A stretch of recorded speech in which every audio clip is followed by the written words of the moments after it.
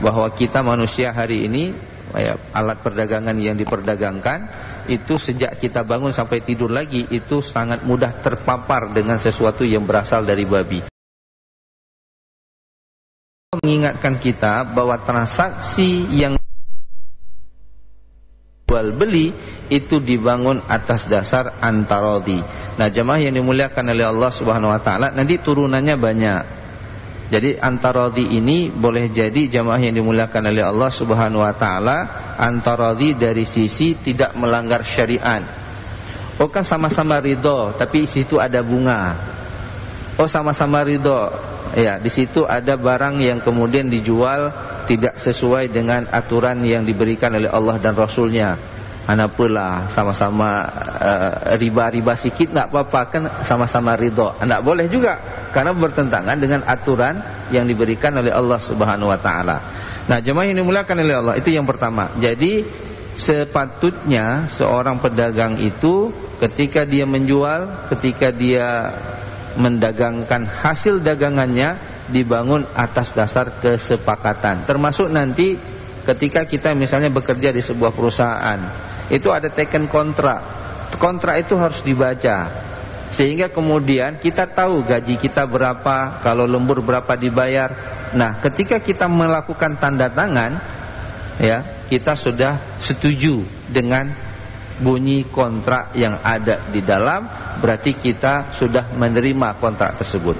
Nah, jemaah yang dimuliakan oleh Allah, itu yang pertama.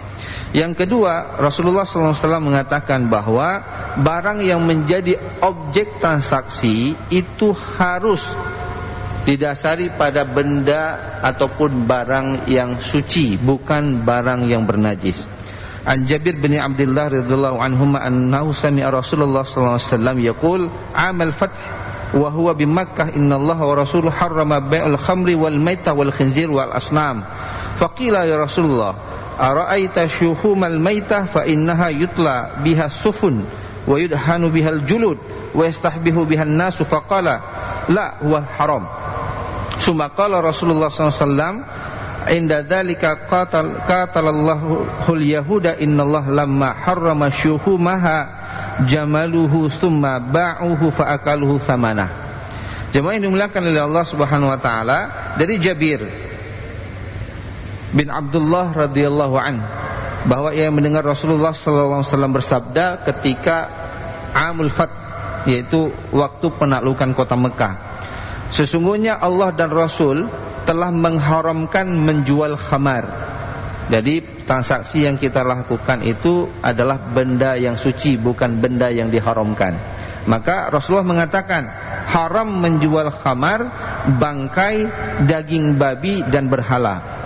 Kemudian dikatakan kepada beliau, bagaimana pendapatmu ya Rasulullah tentang lemak bangkai yang dapat dijadikan penambal perahu? Artinya kayu perahu itu kalau ditaruh lemak bangkai ini kualitasnya lebih bertahan lama, lagi tabuh gemuk pada kayu, gitulah kira-kira. Lalu kemudian dia untuk mengecat, jadi dicat pakai lemak bangkai, kemudian dijadikan minyak lampu oleh manusia. Jemaah yang dimuliakan oleh Allah, lalu Rasulullah mengatakan itu hukumnya tidak boleh, hukumnya haram. Kemudian Rasulullah mengatakan innallah lamma harama syuhumaha jamaluhu thumma ba'u fa akalu thamanah, bahwa Rasulullah kemudian mengatakan sesungguhnya ketika Allah mengharamkan kepada orang-orang Yahudi lemak bangkai, mereka mengolah lemak tersebut, kemudian lemak itu dijualnya, lalu kemudian mereka mendapatkan harta dari jual beli tersebut.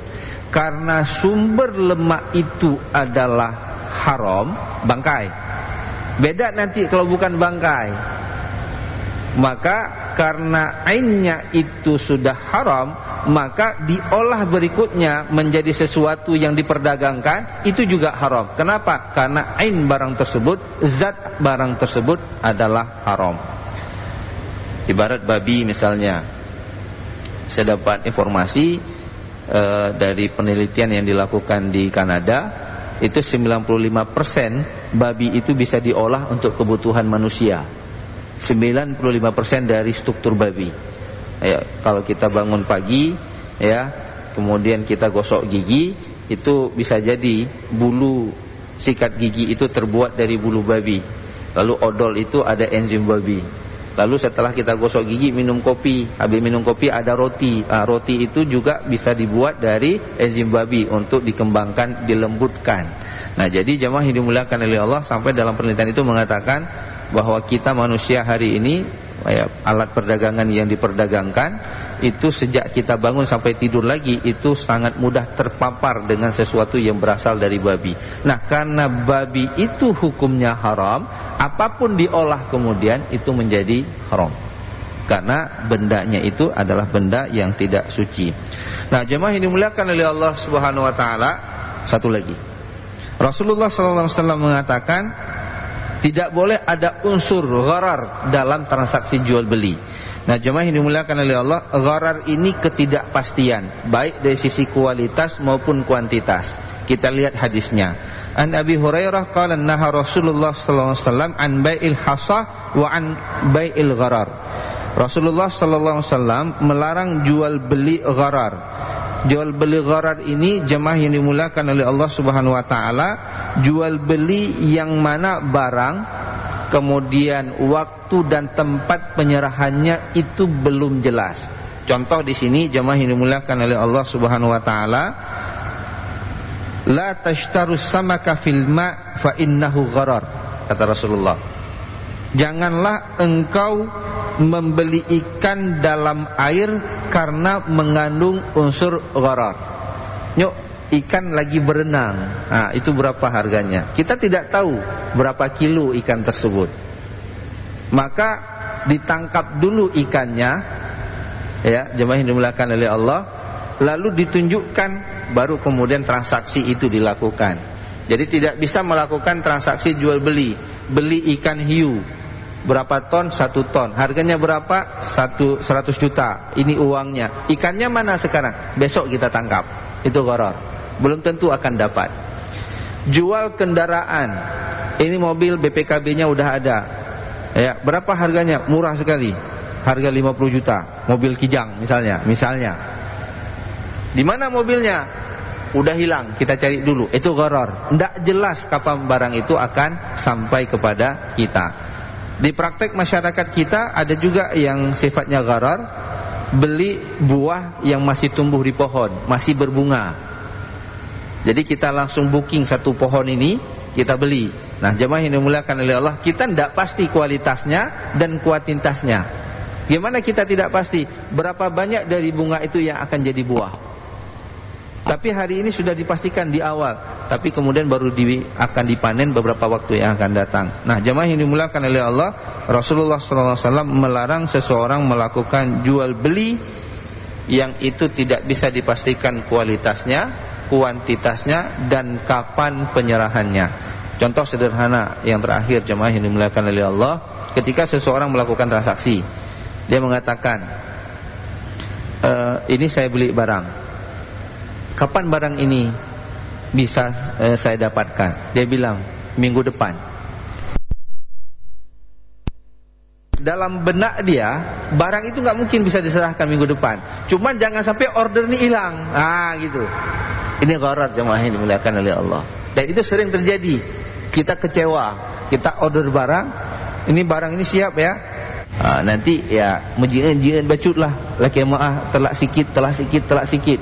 Dia sudah tahu, jemaah yang dimuliakan oleh Allah, dia tidak bisa menyerahkan barang pada waktunya. Ini jemaah yang dimuliakan oleh Allah, praktek gharar. Yang itu kemudian nanti dampaknya adalah akan menimbulkan tasadum, kemarahan, ketidakpuasan, ketidakridhaan terhadap apa yang sudah dilakukan. Nah, jemaah yang dimuliakan oleh Allah Subhanahu wa taala, ini yang kemudian kita bisa rekam, dapatkan dari apa yang diungkapkan oleh Rasulullah sallallahu alaihi wasallam terkait ya pola bisnis, pola praktek bisnis yang dilakukan oleh Rasulullah sallallahu alaihi wasallam. Ada 3 yang kita bahas pada pagi ini. Insyaallah kita akan lanjutkan, jemaah yang dimuliakan oleh Allah Subhanahu wa taala, pada pertemuan-pertemuan berikutnya. Kita lihat bagaimana Rasulullah SAW memberikan aturan ataupun mengajarkan kepada kita transaksi yang bisa mendatangkan keuntungan kepada kita semua, dan itu sudah dilakukan oleh Rasulullah sebelum beliau diangkat menjadi nabi. Dan kita sudah melihat bahwa Rasulullah SAW pernah menjadi orang yang sangat kaya, kemudian hidup sederhana dan meninggal tidak meninggalkan warisan. Dan jemaah ini dimuliakan oleh Allah, jadi hadis-hadis Rasulullah terkait dengan bisnis itu bukan berarti beliau tidak punya pengalaman bisnis. Rasulullah telah melakoninya selama 25 tahun dan beliau menjadi orang yang sangat sukses dalam bisnis yang beliau jalankan, dan ini menjadi sunnah bagi kita untuk kita ikuti. Mudah-mudahan Allah Subhanahu wa taala memudahkan kepada kita untuk memahami dan menjadikan Rasulullah sebagai suri tauladan dalam kehidupan kita sehari-hari. Hadanallahu wa iyyakum ajmain, wallahu muwaffiq ila aqwamit thariq. Assalamualaikum